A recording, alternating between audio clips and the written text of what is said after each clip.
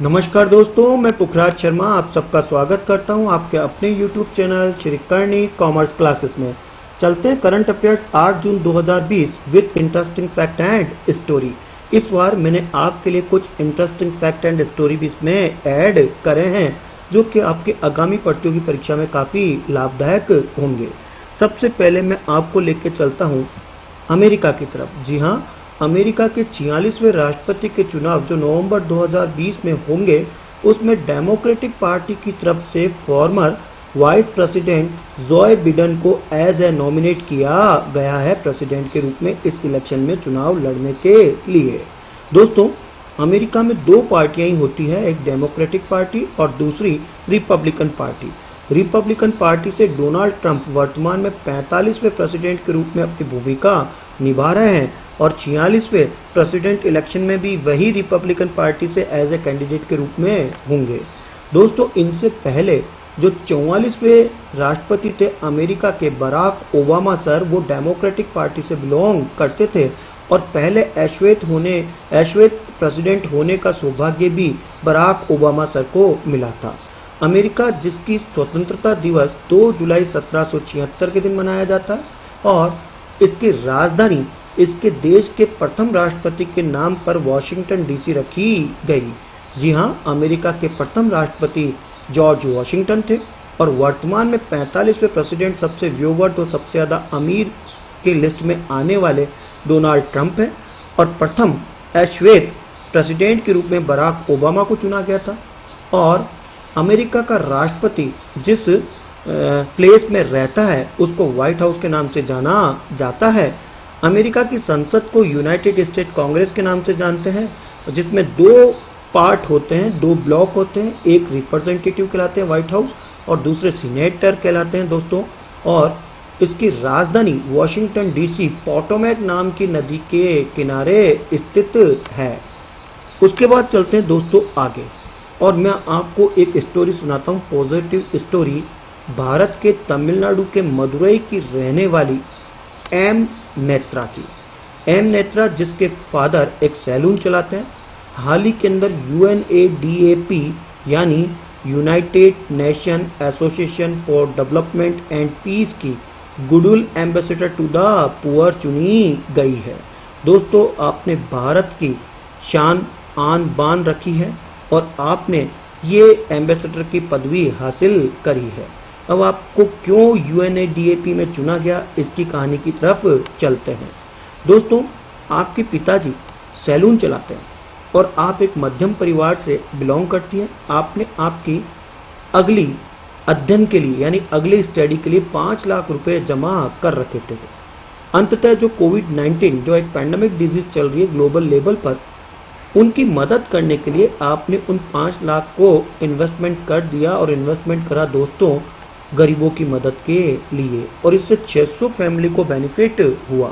उनके इन मानवता का उदाहरण देते हुए UNADAP ने इनको goodwill ambassador to the poor चुना है।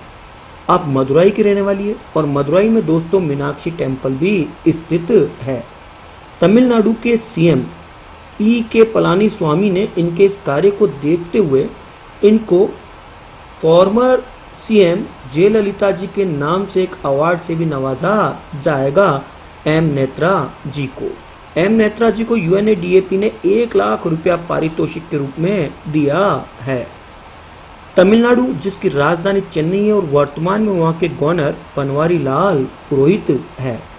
दोस्तों, स्क्रीन के अंदर आपको एम नेत्रा जी के पेरेंट्स नज़र आ रहे हैं और आप एक सैलून चलाते हैं इनके पिताजी और आप एक मध्यम परिवार से बिलोंग करते हैं, परंतु आपने इस पैंडेमिक डिजीज़ के अंदर मानवता का एक अच्छा उदाहरण आज की युवा शक्ति को पेश करा है।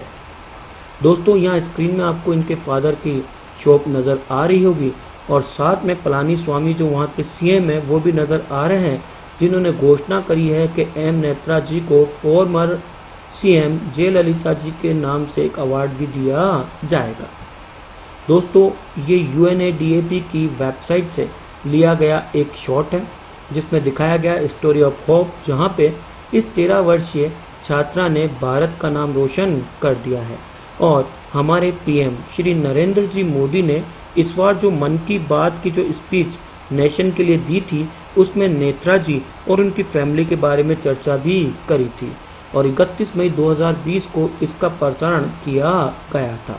और इस पॉजिटिव स्टोरी से दोस्तों मैं इसलिए इसको ऐड कर रहा हूँ ताकि भारत में सर्वाधिक युवा रहते हैं विश्व के, और हम लोग आपस में मिलकर भाईचारे का एक परिचय देकर, एक मनुष्य दूसरे मनुष्य के काम में आके मानवता का परिचय देकर इस भयंकर बीमारी से हम लड़ने में सरकार का सहयोग दे सकते हैं। तो उसी का एक एग्जाम्पल आपके स्क्रीन के ऊपर है मैडम एम नेत्रा। जी हाँ, 13 वर्षीय इस छात्रा ने आखिरकार हमारा दिल जीत लिया। तो एक सैल्यूट तो बनता है, एक क्लैपिंग तो बनती है एम नेत्रा जी के लिए। उसके बाद चलते हैं दोस्तों भारतीय जनता पार्टी में जो अभी प्रदेशाध्यक्ष चेंजेस हुए राज्य स्तरीय, उनके बारे में चर्चा करते हैं। दोस्तों स्क्रीन पर आपको भारतीय जनता पार्टी का पार्टी लोगो कमल का फूल नजर आ रहा है और राष्ट्रीय प्रदेशाध्यक्ष भी नजर आ रहे हैं जेपी नड्डा जी। इन्होंने अभी हाल ही में 3 जगह यानी दिल्ली, छत्तीसगढ़ और मणिपुर के अंदर अपनी पार्टी के अध्यक्षों को परिवर्तन करा है। भारतीय जनता पार्टी जिसकी स्थापना 6 अप्रैल 1980 के दिन हुई थी, इसीलिए 6 अप्रैल के दिन भारतीय जनता पार्टी स्थापना दिवस के रूप में मनाया जाता है। इसके प्रथम अध्यक्ष के रूप में 1980 में हमारे फॉर्मर पीएम अटल बिहारी वाजपेयी को राष्ट्रीय अध्यक्ष बनाया गया था और वर्तमान में जेपी नड्डा जी इस कार्यभार को संभाल रहे हैं। दोस्तों देश की राजधानी दिल्ली की तरफ लेकर चलता हूं, जहां पर मनोज तिवारी जी को इनकी इस पोस्ट से वंचित कर दिया गया और इनकी जगह परिवर्तन किया गया है मिस्टर आदेश गुप्ता जी को।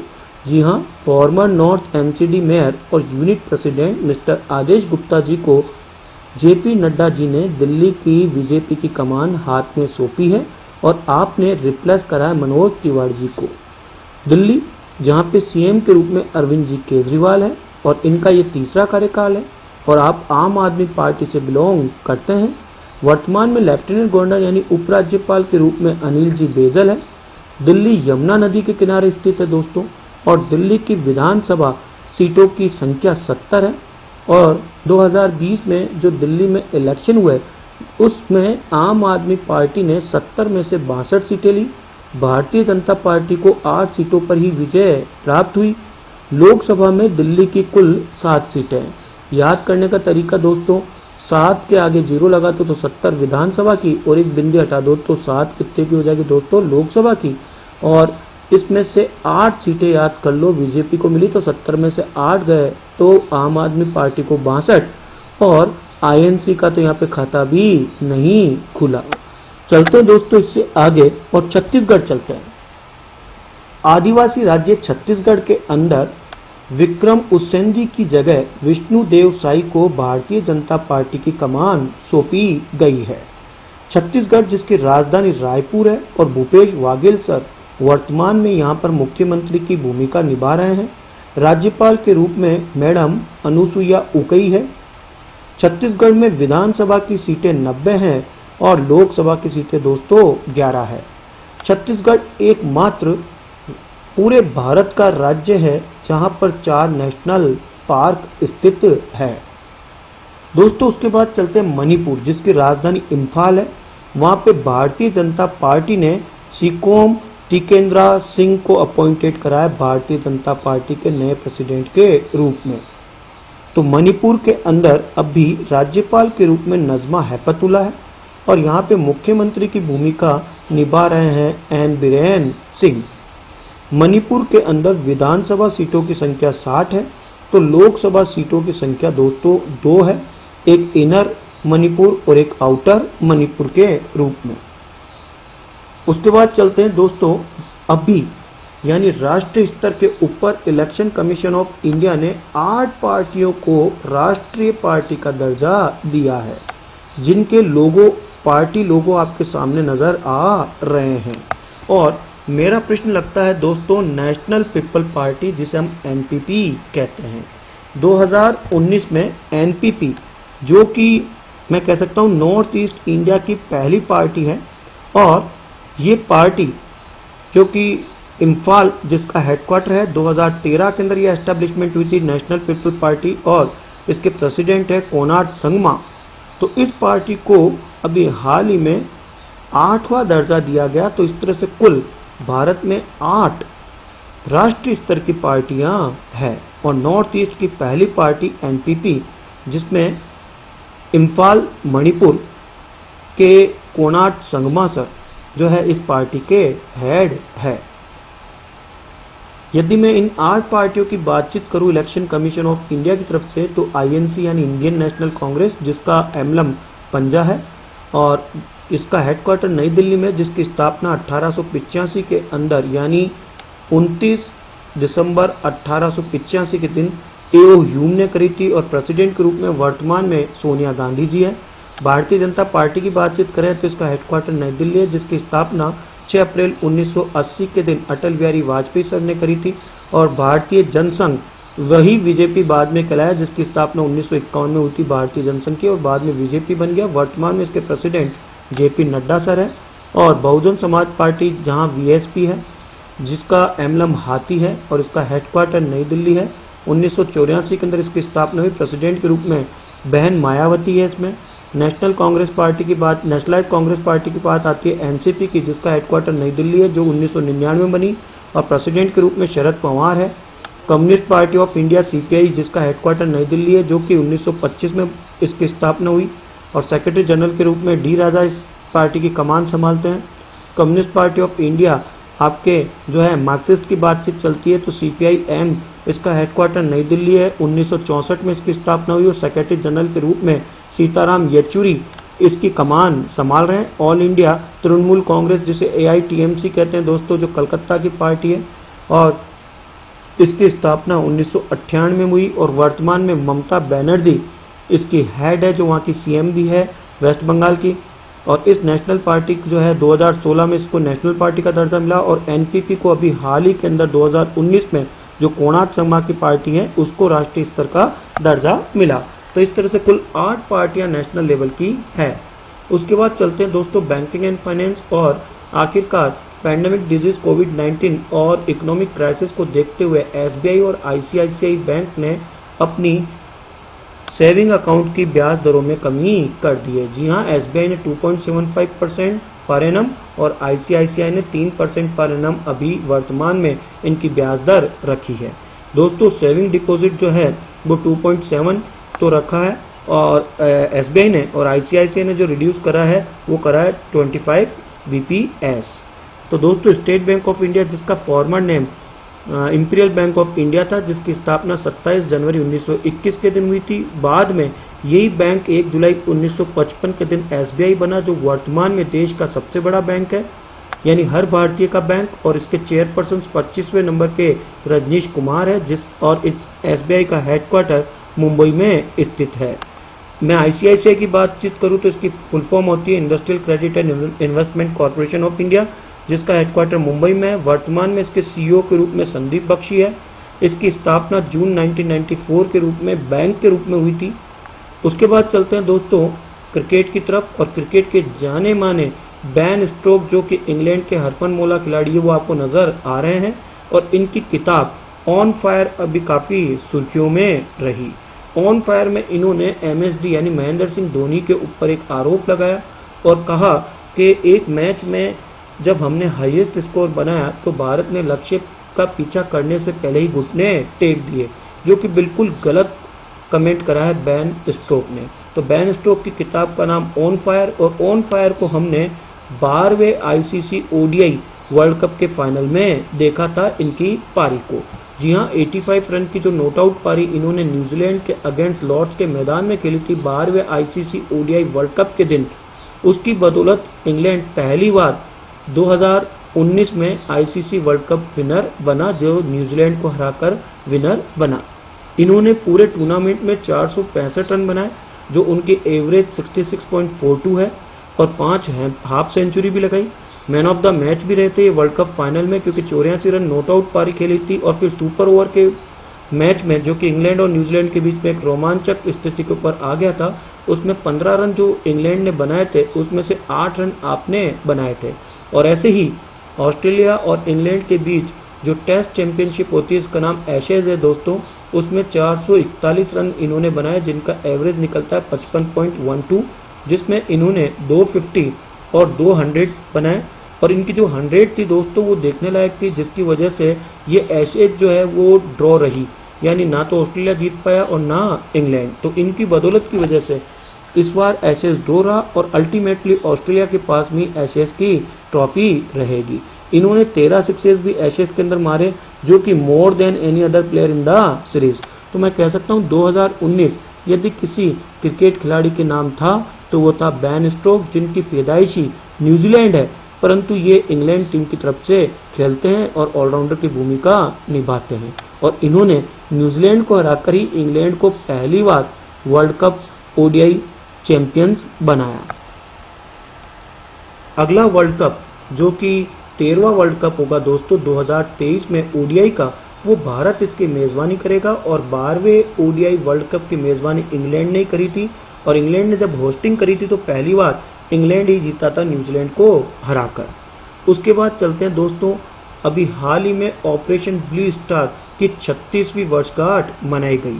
ये 36वीं वर्षगांठ के रूप में आपको जो है खालिस्तान के नेता नज़र आ रहे हैं, जो कि डिमांड कर रहे हैं नवंबर 1984 के जो सिख विरोधी दंगे हुए थे उसमें किलिंग जो थे उनको अटेम्प्टेड करने के लिए जेनोसाइड्स का।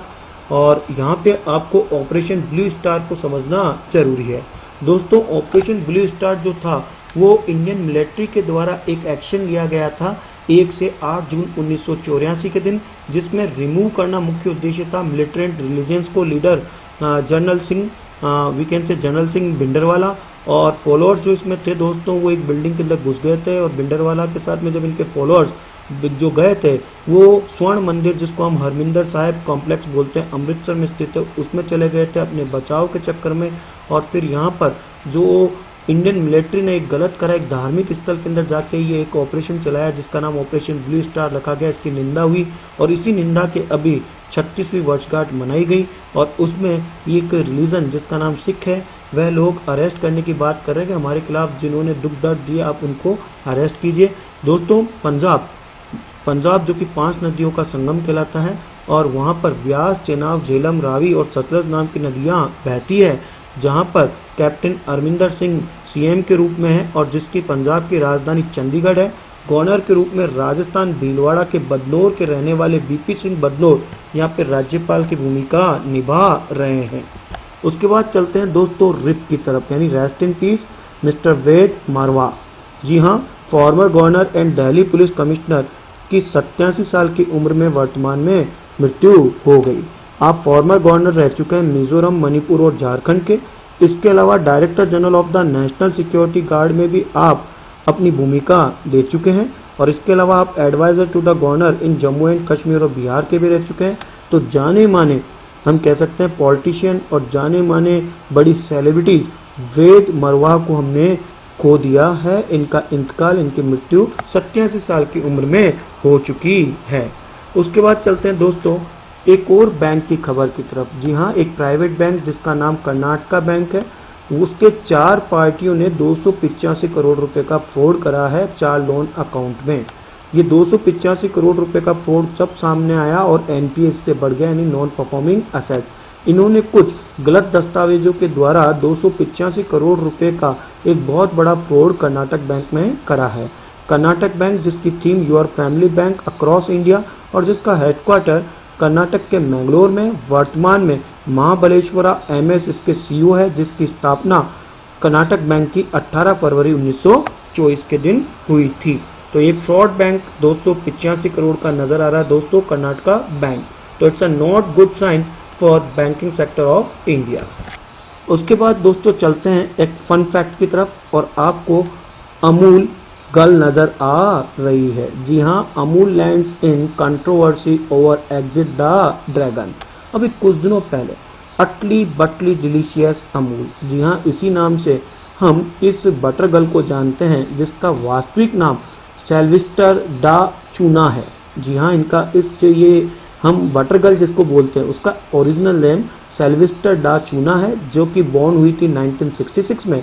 और अब भारत में किसी प्रकार का कोई भी परिवर्तन होता है, चाहे वो आर्थिक हो, सामाजिक हो, राजनीतिक हो, उसमें ये कार्टून काफ़ी चर्चा में रहता है। और अभी कुछ दिनों पहले इस अमूल गर्ल या इस बटर गर्ल ने चीनी प्रोडक्ट का बहिष्कार करने की बातचीत करी थी, और आखिर इसी चीनी प्रोडक्ट का यानी ड्रैगन का बहिष्कार करने के चक्कर में ट्विटर ने इसको बैन कर दिया। जी हाँ, ट्विटर ने आखिरकार जो टेम्परेरी रेस्ट्रिक्ट करा है अमूल अकाउंट को।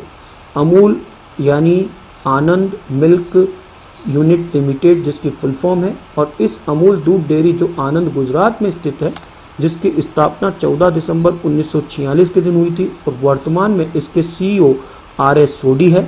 तो गुजरात के आनंद में ये अमूल जो देन है दोस्तों, वो वर्गीस कुरियन सर की है, जिनको हम the father of operation flood के नाम से या the father of white revolution के नाम से जानते हैं, और जिनके बर्थ एनिवर्सरी यानी 26 नवंबर के दिन आती है, उसको हम नेशनल मिल्क डे के रूप में सेलिब्रेट करते हैं।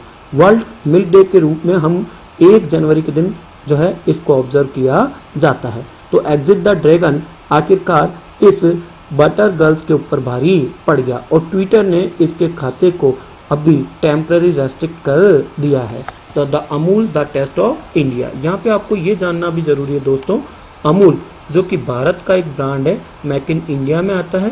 ये ब्रांड अफगानिस्तान क्रिकेट टीम का लोगो है, यानी अफगानिस्तान क्रिकेट टीम को स्पॉन्सर करता है अमूल। उसके बाद चलते हैं दोस्तों क्रिकेट की तरफ, और हाल ही में ICC अंडर 19 विश्व एकादश के अंदर 3 खिलाड़ियों को अंडर 19 में चुना गया है। जी हाँ, विश्व स्तरीय जो एकादश चुना गया ICC के द्वारा, जो ड्रीम 11 बनी, उसमें अंडर 19 वर्ल्ड कप खेले हुए यशस्वी जायसवाल और राजस्थान के जोधपुर के रहने वाले रवि बिश्नोई, कार्तिक त्यागी, इन 3 व्यक्तियों का नाम इसमें आया है। दोस्तों यहाँ पर आपको रवि बिश्नोई को पहचानना जरूरी है। रवि बिश्नोई जो राजस्थान के जयपुर से बिलोंग करते हैं, जिन्होंने अभी हाल ही के अंदर अंडर 19 वर्ल्ड कप भी खेला और वहाँ पे सबसे ज़्यादा विकेट भी लिए, और IPL 13 जो कि होने वाला था परंतु कोविड-19 के चक्कर में नहीं हुआ, वहाँ पे रवि बिश्नोई की 2 करोड़ रुपए के अंदर ऑक्शन लगी और इनको किंग्स 11 पंजाब ने परचेज करा। इनका बेस्ट प्राइस 20 लाख रखा गया था दोस्तों, और उसी अंडर 19 टीम में से यशस्वी जायसवाल को RR यानी राजस्थान रॉयल्स ने 2.4 करोड़ में ऑक्शन करी, और अंडर 19 के कैप्टन प्रियाम गर्ग को सनराइजर हैदराबाद ने 1.9 करोड़ में, और कार्तिक त्यागित को RR यानी राजस्थान रॉयल्स ने 1.3 करोड़ के अंदर, और आकाश सिंह जो कि राजस्थान के भरतपुर से बिलोंग करते हैं, उसको राजस्थान रॉयल्स ने 20 लाख रुपए में परचेज करा है। दोस्तों अंडर 19 वर्ल्ड कप जिसका 13वां एडिशन अभी हाल ही में साउथ अफ्रीका में खेला गया था 2020 में, ICC under 19 ODI world cup, उसमें बांग्लादेश ने अपना पहला टाइटल जीता था भारत को हराकर, और इसमें हमारे भारतीय कप्तान जो थे वो थे प्रियाम गर्ग, और कोच के रूप में जो भूमिका निभाई थी दोस्तों वो पारस मामरे ने निभाई थी। और आपको स्क्रीन के अंदर राजस्थान के 2 युवा खिलाड़ी नजर आ रहे हैं जो कि इस अंडर 19 ICC वर्ल्ड कप 2020 में पार्टिसिपेट करा था। आप है रवि बिश्नोई जोधपुर के, जो कि जाने माने एक लेग स्पिनर है, और आकाश सिंह भरतपुर के। तो इस तरह से ये प्रश्न आपके राजस्थान जीके के लिए भी इम्पोर्टेंट हुआ। और अभी अंडर 19 जो विश्व एकादश चुना गया, उसमें 3 जो है वो अंडर 19 के खिलाड़ी चुने गए, जिनके नाम रवि बिश्नोई, उसके बाद कार्तिक, ठीक है, और कार्तिक जो है वो आपके त्यागी, और यशस्वी जायसवाल। उसके बाद ICC को यहाँ जानना जरूरी है दोस्तों, इंटरनेशनल क्रिकेट काउंसिल है जिसका हेडक्वार्टर दुबई के अंदर है। मनु साहनी यहाँ पे CEO के रूप में है, और 15 जून 1909 के दिन इसकी स्थापना हुई थी। चेयरपर्सन के रूप में यहाँ शशांक मनोहर सर है, और इसका मोटो है दोस्तों क्रिकेट फॉर गुड। उसके बाद आज का प्रश्न आपके स्क्रीन के ऊपर है दोस्तों, चेहरा पहचानो प्रतियोगिता। आप वर्ल्ड के नंबर 1 टेनिस स्टार खिलाड़ी है 2020। आप किस देश से बिलोंग करते हैं, आपका क्या नाम है, और आपने अब तक कितने ग्रैंड स्लैम जीत लिए हैं। दोस्तों अभी जो टेनिस रैंकिंग आई है मेंस की, उसमें नंबर 1 स्थान इसी टेनिस खिलाड़ी को दिया गया जो कि आपकी स्क्रीन के ऊपर नजर आ रहा है। आप इसका नाम कमेंट बॉक्स में जरूर बताइए, और आप ये भी जरूर बताइए कि आपको ये करंट अफेयर्स कैसी लगी, और इसको ज़्यादा से ज़्यादा दोस्तों शेयर एंड सब्सक्राइब कीजिए, ताकि अभी इस पैंडेमिक डिजीज में उन बच्चों का भला हो जो पढ़ाई से वंचित रह रहे हैं। और तब तक के लिए पुखराज शर्मा को इजाजत दीजिएगा। अगली क्लास में फिर आपसे मिलूंगा। तब तक के लिए जय हिंद, जय भारत।